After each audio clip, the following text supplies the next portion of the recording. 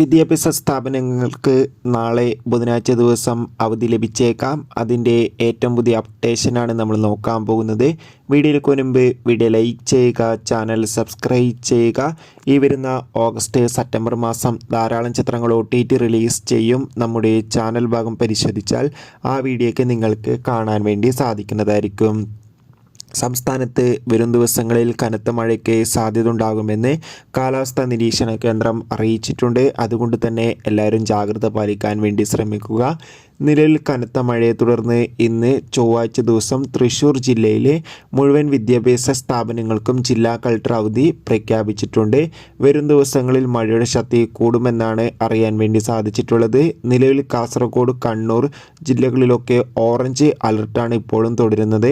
മിക്കവാറും നാളെയും അവധി ലഭിച്ചേക്കാം. എന്തായാലും നാളെ അവധി ലഭിച്ചാൽ ഒരു അപ്ഡേഷൻ നിങ്ങളിലേക്ക് എത്തിക്കുന്നതായിരിക്കും. ആ വീഡിയോ കിട്ടാൻ വേണ്ടി ചാനൽ സബ്സ്ക്രൈബ് ചെയ്യൂ.